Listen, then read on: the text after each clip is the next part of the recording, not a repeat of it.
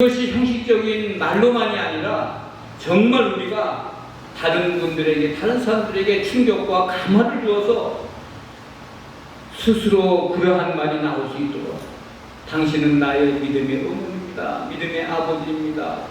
그런 영적인 자녀를 둬야 된다라고 하는 거죠. 여러분, 바울에게는 이 영적 자녀에게 물려주고 싶은 세 가지 재산이 있었습니다. 오늘 본문 1절 말씀을 보세요. 하나님의 택하신 자들의 믿음 그랬어요. 믿음을 물려주고 싶었다. 그 말씀입니다. 여러분, 오늘 본문에서 말하는 이 믿음이라고 하는 것은 아브라함으로부터 시작이 되어서 신앙의 선배들을 통해서 물려받은 그 믿음을 얘기하는 것입니다. 오늘 우리 모두가 그 믿음을 물려받은 거예요. 계승받은 거예요.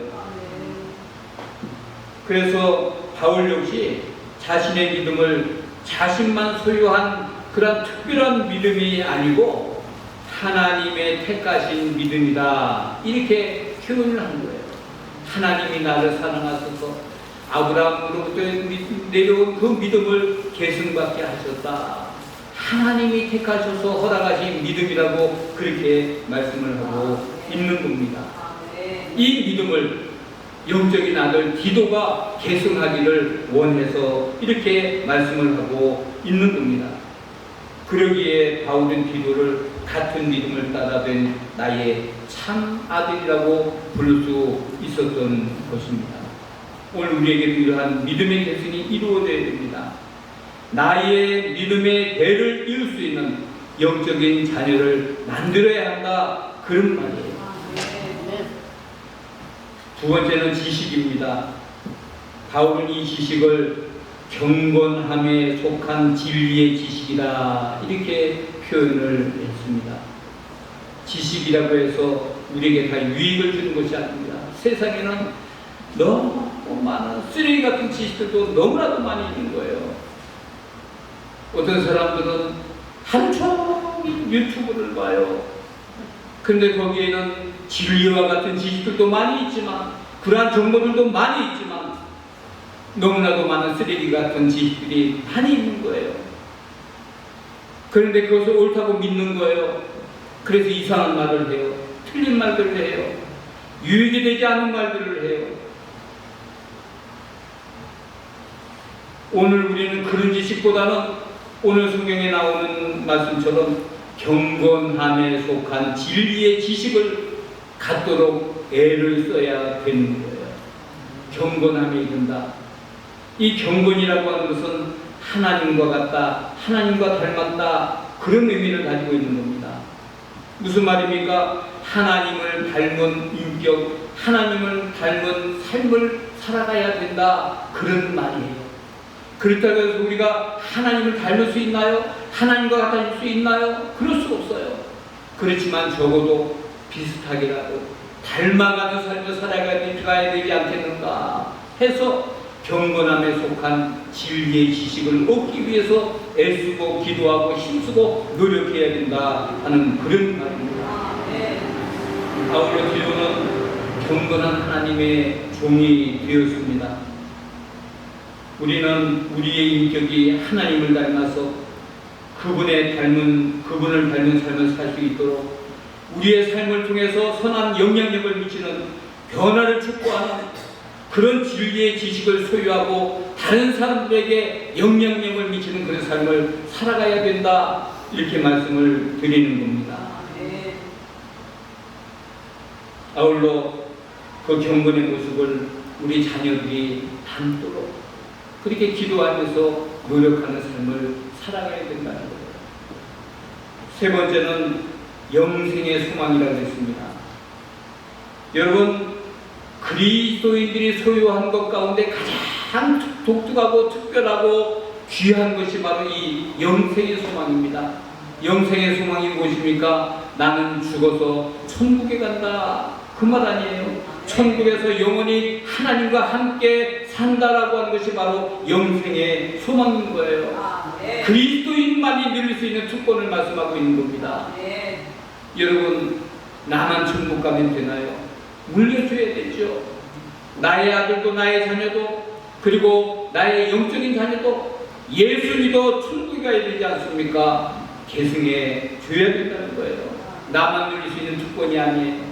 함께 누리는 특권이 줘야 한다라고 하는 거예요.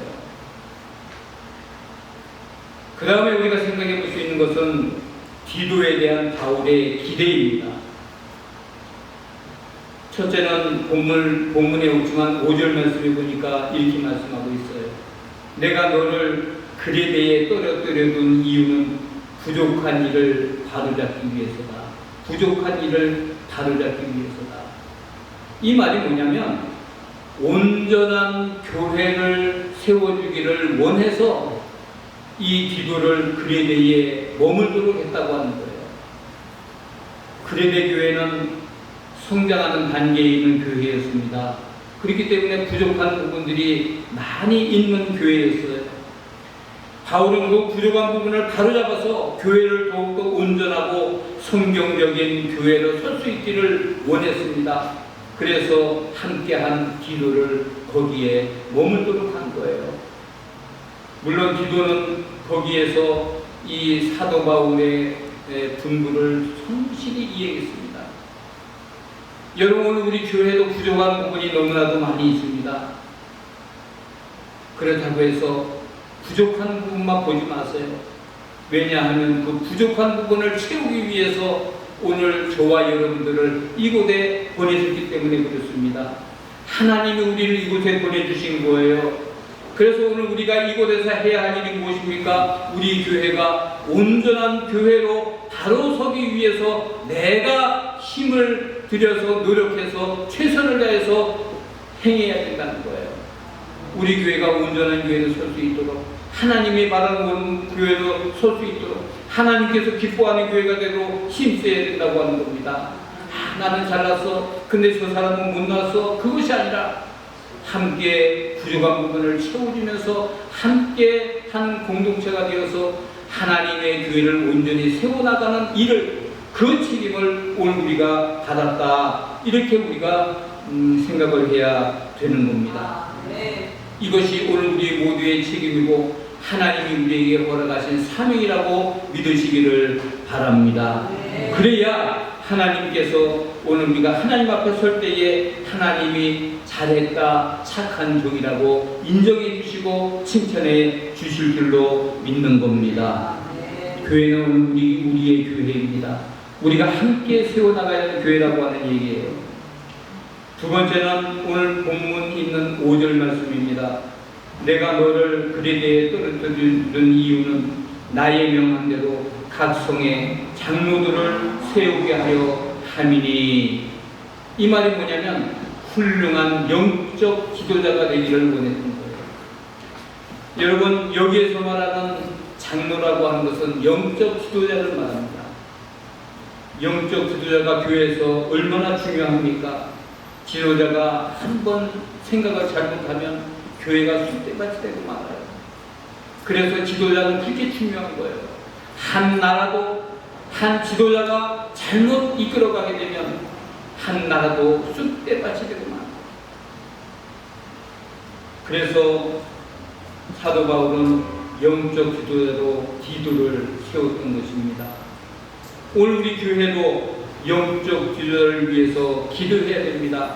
여러분, 목사님들을 위해서 왜 기도합니까? 우리 교회를 온전히 세우기 위해서 그 기도가 필요하기 때문이에요. 목사님들이 바로 서야 되는 거예요. 그래야 우리 교회가 바로 세워지는 거예요. 그래서 영적 지도자를 위해서 기도해야 되는 거예요. 장로님들을 위해서 기도해야 되는 거예요. 권사님들을 위해서 기도해야 되고 모두를 위해서 기도해야 되는 겁니다. 하나님께서 기뻐하시는 교회로, 건강한 교회로, 든든한 교회로 세워나가는데 부족함이 없는 지도자가 되기 위해서 하나님 도와주세요. 은혜를 베풀어 주세요. 말씀 충만, 성령 충만, 은혜 충만 하나님 허락해 주세요. 그래서 우리가 날마다 기도해야 되는 겁니다. 세 번째는 선한 일을 보이는 본이 되는 사람이 되기를 원했습니다. 디도서 1장 16절 말씀 보면 저희가 하나님을 시인하나 행위로는 부인하니 가증한 자요 복종치 아니하는 자요 모든 선한 일을 버리는 자니라. 그레데 교회 교인들 가운데는 입으로는 하나님을 시민하면서도 행위로는 하나님의 영광을 가리는 사람들이 있었습니다. 신앙 고백은 있었습니다. 기도도 잘했습니다. 그러나 그들은 입술로는 시인하던 그 하나님을 행위로는 부인하는 삶을 살았던 겁니다.